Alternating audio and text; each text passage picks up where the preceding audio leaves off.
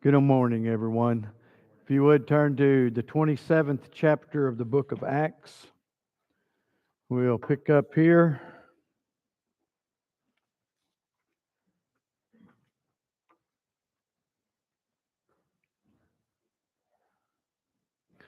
We want to keep the Jared Main family in our prayers this morning.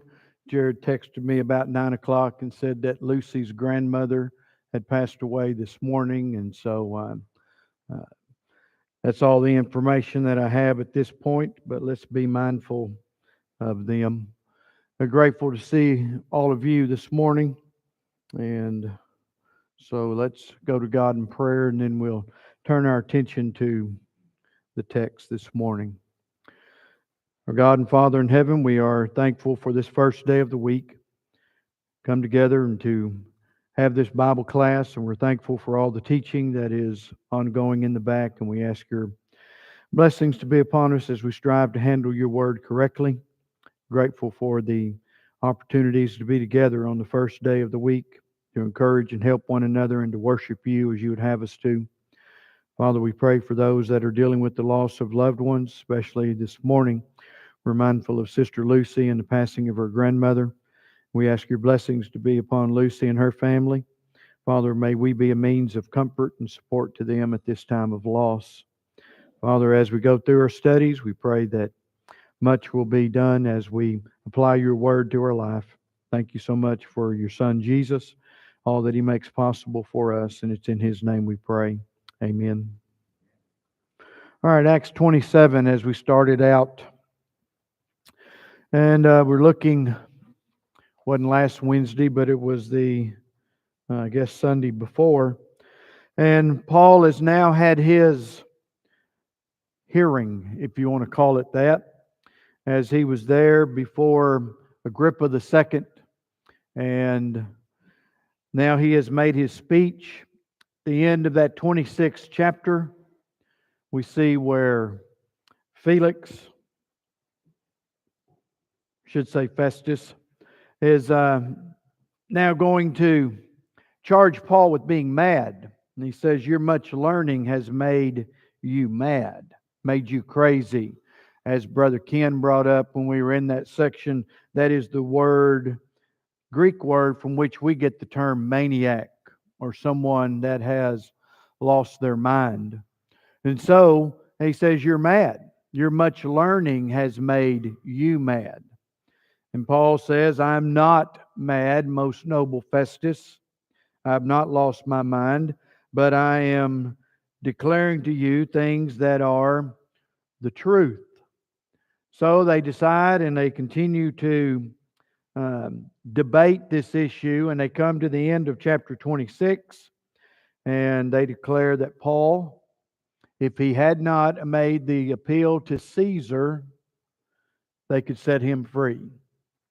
And as was brought up, once an appeal is made to Caesar, no one has the power, not even the one who makes the appeal, has the power to revoke that. That appeal has been made. Now, what Festus was hoping was that Agrippa would interview him, talk to him, and now he would give him something that he could put on paper as charges to send to Rome, because he didn't want to send Paul there and have no charges to be brought against him. But that didn't happen either. And so now, as we turn our attention to chapter 27, we're now going to have the voyage. And I'm going to go ahead and encourage you, those that have your Bibles, go to your map. And perhaps you've got a section in there, and we'll see where this is Paul's missionary journeys. And probably if it's not by itself, it'll be in that third missionary journey. There'll also be a notation of Paul's travel to Rome. I'm going to suggest to you that this as well was a missionary journey. He was going as a prisoner, but Paul had not lost his missionary vision. And so he's going to make this journey, and you'll note, at least the map that I have, that on Paul's journey to Rome, it starts in Jerusalem, then he goes to Caesarea. Now, how long was he in Caesarea? 2 years waiting. Finally, all of this unfolds. He has this hearing. And now from Caesarea, he's going to travel up to Sidon, going to board a ship. And then he's going to travel, and you can see where he goes up to the northeast side of the island of Cyprus, then goes from there to Myra, there to another town, Lycia. Then from there he drops down to Lasea, then around to Fair Havens and the southern part of Crete. Now this ought to be interesting to us, because when Paul was on his first missionary journey, leaving from Antioch, up there just north of Syria, he sailed and he went straight to the island of Crete. And he went through the island of Crete. Apparently, as we read of this in the 16th chapter or 13th chapter, 13 and 14 of Acts, he goes across the island of Crete. There's no indication of any conversions or anything.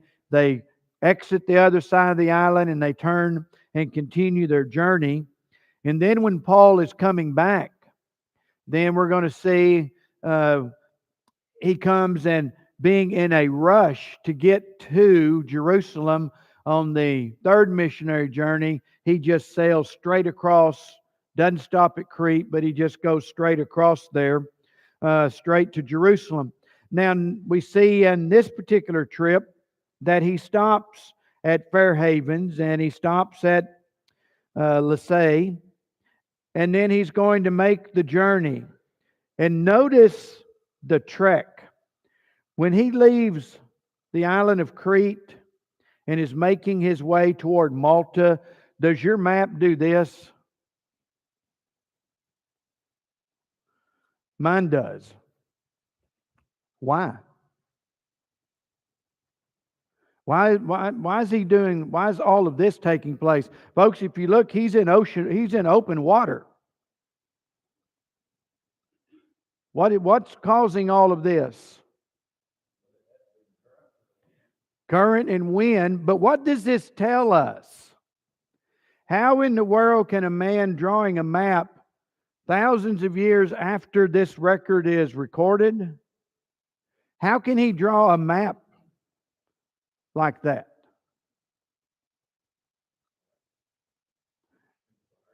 Okay. The map writer wasn't inspired, the preparer. But what account he's reading is what? Inspired. So he's able to take what chapter? Folks, you know, it was a couple of weeks ago when we were doing this, I mentioned a fact that Luke is a very accurate recorder of things that are taking place. And so whenever we go through this, and I think this is extremely interesting on this map, that he is the man doing the map is taking the 27th chapter and into chapter 28, and he's noting every little nuance that Luke is citing, and he's making these adjustments because of the wind, because of the difficult times that they were having traveling and sailing. This map right here, the man who did it, I don't know who put this together, but he did this map because he understands that the account in Acts is absolutely what? Right. Ken? So that's why they're on the south side of Cyprus, on the lee side, the protective side. Now they're beginning to move away from that. Right. And that ship is being tossed every direction. Now, this may give us some understanding as to why we have all of this unthrowing cargo overboard. They were making the ship lighter so it would navigate better, because this map is extremely telling.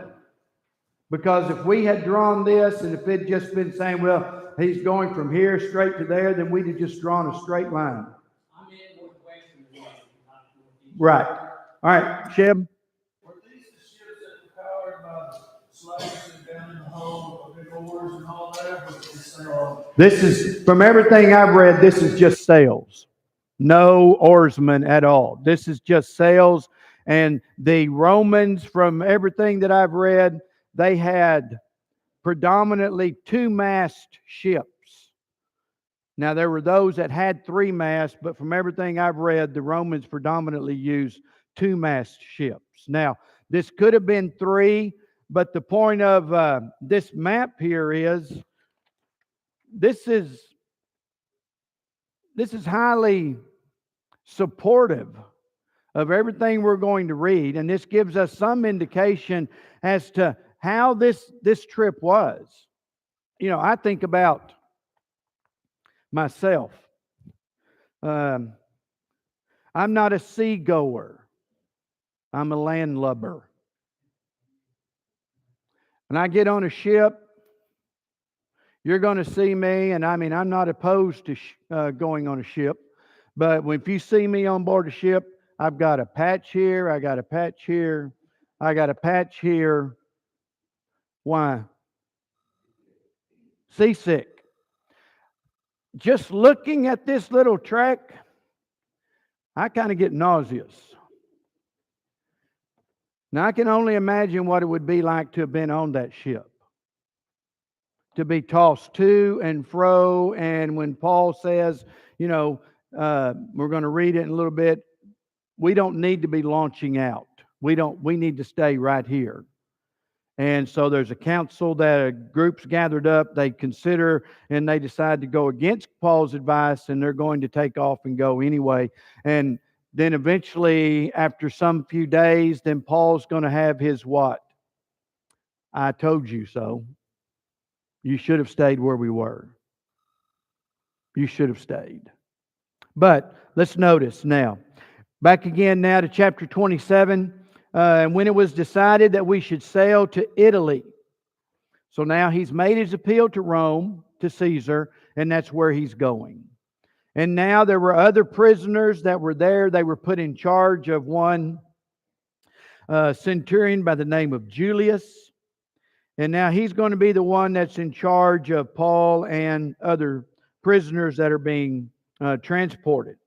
So they entered a ship, and then they put to sea, meaning to sail along the coast of Asia. And so now we had Aristarchus of Macedonia, of Thessalonica, I should say, with them.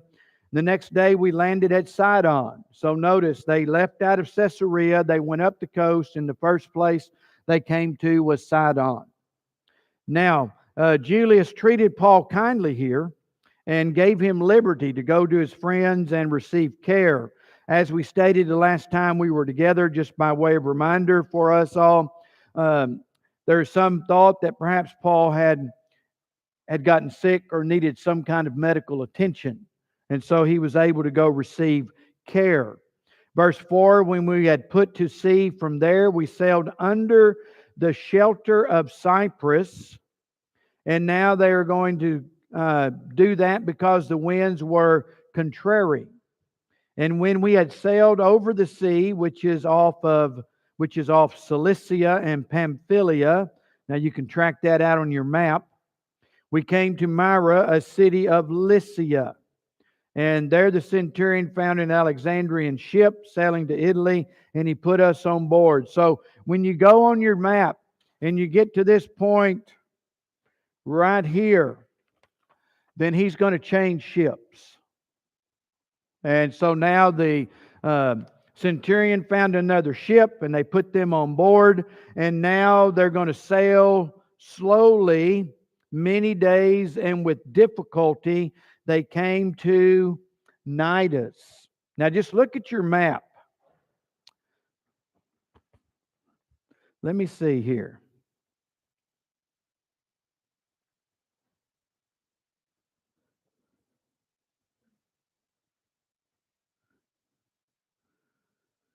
That's going to be somewhere around 100 miles. And how many days did it take them to get there? We don't know. It says what?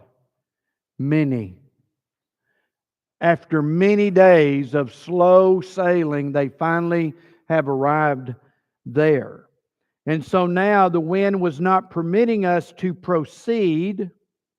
We sailed under the shelter of Crete off Salmone. Passing it with difficulty, we came to a place called Fair Havens near the city of Lasea. So you can track that out. Yes, Dale? A little bit, I didn't look back, you might remember, how long it called them at breakfast? Before they put out? 2 years, 3 years? It's been at least 2 years. Yeah. So they've been at breakfast 2 years.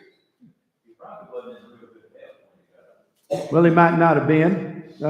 Certainly, you would think it would take its toll.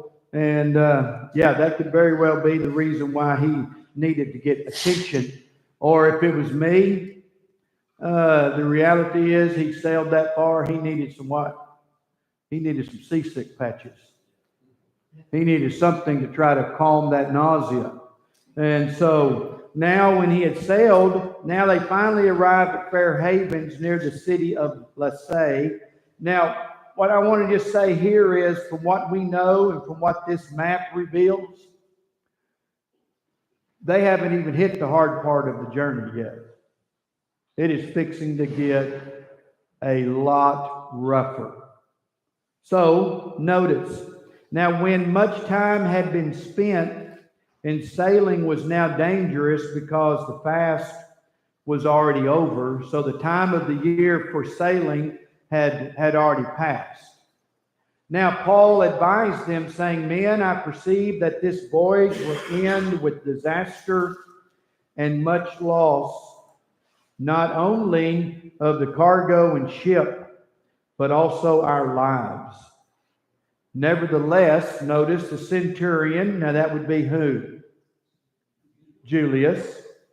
So the centurion was more persuaded by the helmsman and the owner of the ship than by the things spoken by Paul. So Paul's warning to them in verse 10 is, we don't need to go any further. We need to stay right here. But yet they had their counsel. The helmsman speaks. Julius is taking all of this information. The owner of the ship is there. And so they were not heeding the things spoken by Paul.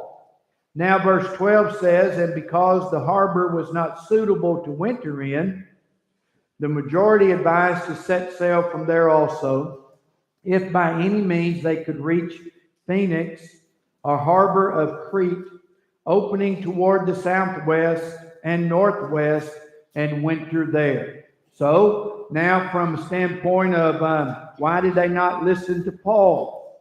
Well, the place wasn't really conducive to harbor. It wasn't meant for that. It wasn't conducive to be there to spend the winter there. So they used their experience and their own history, and they made that decision, and they launched out attempting to get to another place which was more suitable. Now, verse 13. When the south wind blew softly, supposing that they had obtained their desire. So what does that mean before time? The wind, as we would say, the wind began to what? Lay. Then they said, all right, now it's time this is our sign. We need to move, and we need to go right now. And so they put out to sea, and they sailed close by Crete. But not long after, a tempestuous headwind arose called Euroclydon. And when the ship was caught and could not head into the wind, they let her drive. So they had another course in mind. What prevented it? Yeah, they just could not buck that wind. They could not in any way get past the wind. And this is this Euroclydon. It's not just a wind blew up. The understanding is that the cliffs and stuff in that area, that they're rising some 5 to 6,000 feet. And so then you would have this Euroclydon, this strong, strong wind, and it would be blowing down over the top of that and coming down across the ocean waters, and it was like a typhoon. And so then, as they began to try to navigate that, they saw there's no way we can fight this. We're just going to have to let go and what? Run with the wind. And however it carried them, then that's how it was going to be pushing them. So now this Euroclydon windstorm comes up. The ship was caught. And so now verse 16, and running under the shelter of an island called Clauda, we secured the skiff with difficulty. So now what was this skiff? Lifeboat, smaller boat that was apparently in tow. And so now with these winds, now they're going to gather that thing up and they're going to secure it. And now they're going to continue their journey. And when they had taken it on board, they used cables to undergird the ship, and fearing lest they should run aground on the Syrtis sands, they struck sail and so were driven. Now notice they were fearful of how the ship was going to stay together, so they took cables and they did what? They yeah, I mean, envision this in your mind. You're in gale force winds and you're having to take cables and secure the ship so that you can hold it together. And this is the storm that they were in. And I'm sure at this moment, how many hands are on deck? Everybody. I mean, we're trying to do what? Stay alive. So now, this is one of those things where, you know, there's probably this, maybe we should have listened to Paul. Can you imagine them getting under that ship, carrying those cables? The whole thing just, you know, if we could have this made into a movie, I mean, it would be men diving off and then trying to swim and then get that cable up and then securing all of that because they're trying to hold that ship together. And so this is quite a feat. So now on the third day, it's saying, because we were exceedingly tempest tossed, the next day they lightened the ship. Tempest tossed. What? Do what? Yeah, pushed around by a huge wind. Yeah, I mean, they were being tossed to and fro. And, you know, this is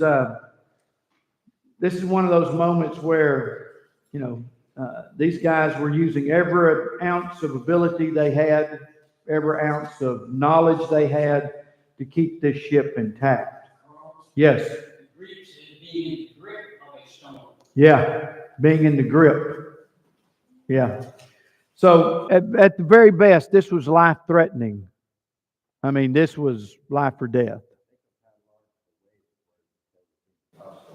Yeah. Oh, yeah. Yeah. Yep. Yeah. This is, you know, they might have made this movie. They might have thought about this. The Perfect Storm.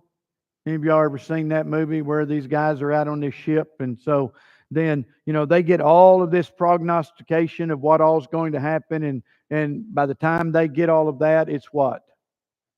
It's too late. All they can do is they put all of their abilities, their talents, whatever they knew, seagoing men to survive. And yet they knew they were in what? Perfect storm. They were not surviving that storm. And they understood that. But they tried their best. Well, that's what we have here. So then the third day, they threw things overboard. Now when neither the sun nor stars appeared for many days, and no small tempest beat on us, all hope that we should be saved was finally given up. So they haven't seen the sun, hadn't seen the moon for days on end. They've been fighting this storm all this time, and now finally they come to the conclusion, we're not going to survive this. All hope was given up. But after long abstinence from food, then Paul stood in the midst of them and said, Men, you should have listened to me. Yeah, this is the I told you so moment. Men, you should have listened to me and not have sailed from Crete and incurred this disaster and loss. Now, you think he was doing this arrogantly or cruelly? Yeah. Guys, you should have listened to me. But now that we have, now notice I urge you to take heart. Because he's going to reveal in verse 22, there will be no loss of life among you, only what? Only the ship. Everybody here on the ship is going to survive, but the ship will not. For there stood by me this night an angel of the God to whom I belong and whom I serve, saying, Do not be afraid, Paul. You must be brought before Caesar. And indeed, God has granted you all those who sail with you. So now, they're not going to have any loss of life. And the primary reason is why? God and Paul. Paul, you have to get where? To Rome. You've got to get to Rome, so I'm going to see to it that no loss of life is experienced. Only the ship. Now, notice he says, For the angel of the Lord stood by him and tells him, Do not be afraid. Verse 25, Therefore take heart, men, for I believe God that it will be just as it was told me. However, we must run aground on a certain island. Now, when the 14th night had come, as we were driven up and down in the Adriatic Sea, about midnight the sailors sensed that they were drawing near some land. So now, how long has this been going on now? 2 weeks of what? I mean, this is a horrible storm. And so now, for 14 days, this has been going on. And now the sailors, since they're drawing near some land, they took soundings and found it to be 20 fathoms. And when they had gone a little farther, they took soundings again and found it to be 15 fathoms. So things are starting to what? They're getting closer to land.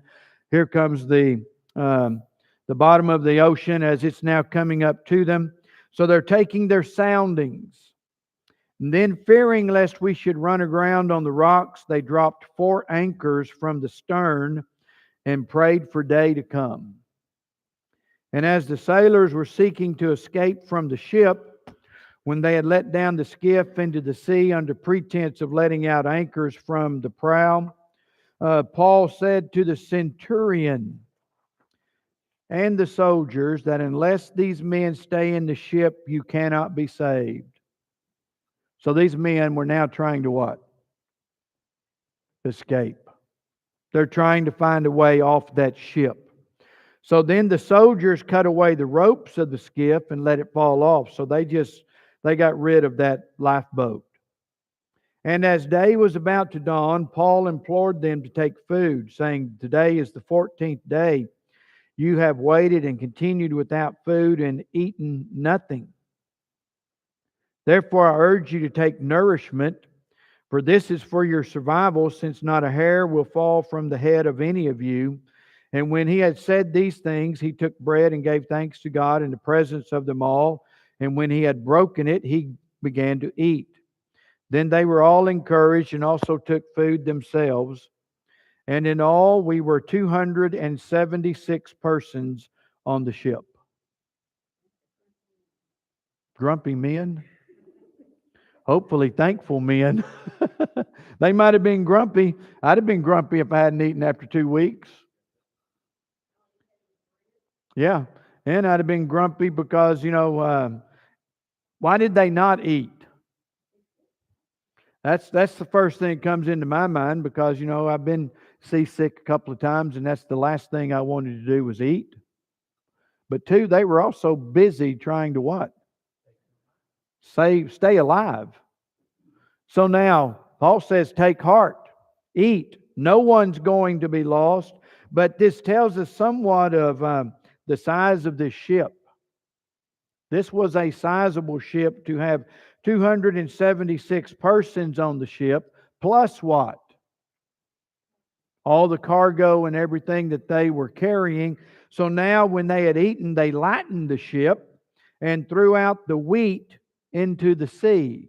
So we don't know how much cargo, we don't know how much was being transported on this ship, but we know that it would house 276 people. And now they have lightened the ship. They've done everything they could. They've cast off or threw out the anchors. And now they are hoping to survive. But they know that the ship, if they believe what Paul said, is going to be lost. So now they're going to be shipwrecked on Malta. Now, once again, go back and look at your map. Because when you see this zigzagged and this not straight line that is driven or as recorded for us here of this trek across the ocean, then we see where they're going to be shipwrecked at Malta, which is going to be down south of Italy and Sicily, and you can see that island out there. And more than likely, when they were coming around and they were going to go to Italy, if you go back to that island of Crete, you'll see the island of Crete, then you'll see the island of Clauda. They came around the south side of the island of Crete, and they were probably intending to sail straight through between those two islands. And then come on up and then head north and go straight on up to Italy.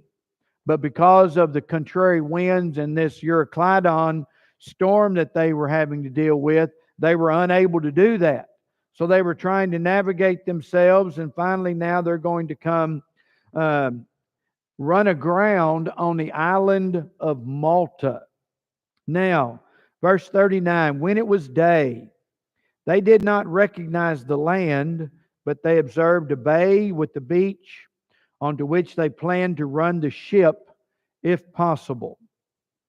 And they let go the anchors. So they had put them out to try to do what?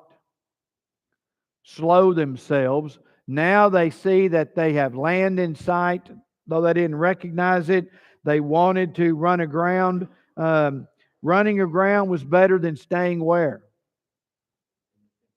Yeah, out in this storm. So they let go the anchors and left them in the sea, meanwhile loosing the rudder ropes, and they hoisted the mainsail to the wind and made for shore.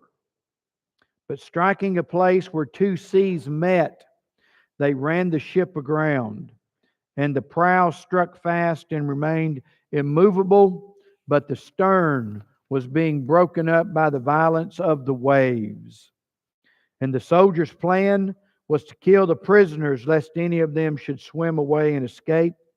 But the centurion, wanting to save Paul, kept them from their purpose, and commanded that those who could swim should jump overboard first and get to land, and the rest, some on board, some on parts of the ship. And so it was that they all escaped safely to the land. Now this is quite the account. I mean, you've got to count 276 people on board the ship. Those that could swim, they were going overboard first. Those that couldn't were grabbing anything they could to float on and get their way to shore. But when it was all said and done, when they got to the island of Malta, how many people were there? 276 people. So this is the account in the 27th chapter of Paul and his adventure going to Rome. And if they had listened to him, then they would have stayed in the harbor and not tried this journey. And yet we're going to see where Paul is going to continue to demonstrate his willingness to be all things to whom? All men. Now he told them, you should have listened to me. Well, what does that do? From this point on, who's going to be considered from this point on? Paul. Yeah. Yeah. I'm going to keep him because who's with him? I'm going to stay close to him. I'm going to continue to keep this guy in my sights. Plus, I don't know what kind of charge he would have as a Roman centurion to safely transport his prisoner. I think there might be that to consider as well. But I think the main thing is I'm going to listen to this guy because he said, you're going to lose the ship, but not a person's going to die. Did that come to pass? Absolutely. Yes, Sheb. What you just said there, that's sort of what it means in verse 24, when the angel is telling Paul that God has granted you all those who are assigned with you. Mm-hmm. Yeah. Salvation. Yep. Yeah. They're not going to die. They're going to be alive on the island. And so now, and notice the opening of chapter 28. Nor the comments on 27, because we can envision in our mind the storm that they have just went through. And now, when they had escaped, they then found out that the island was called Malta. So now, who didn't recognize the land? The sailors didn't. This was not a normal what? Sailing route. So they didn't recognize this land. It wasn't somewhere that they had normally or would normally put in. They saw an island and they made haste to get there. And yet, this was not some place where they normally traveled and would put in a ship. This was not a harbor town. So when they had escaped, they found out the island was Malta. And the natives showed us unusual kindness. For they kindled a fire and made us all welcome because of the rain that was falling and because of the cold. Now, we didn't get any indication of this Euroclydon. We knew the winds were blowing, and the winds were gale force winds. They were typhoon type winds. But now the island was experiencing rain and cold weather. You have men that have survived the sea. They're soaking wet. They get to the shore, and now the natives are building a fire, trying to warm them up. And notice they made them welcome. And so they were receiving care from the inhabitants of the island.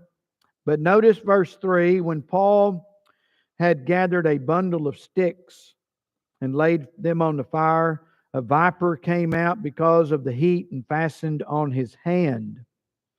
So when the natives saw the creature hanging from his hand, they said to one another, no doubt this man is a murderer, whom though he has escaped the sea, yet justice does not allow to live.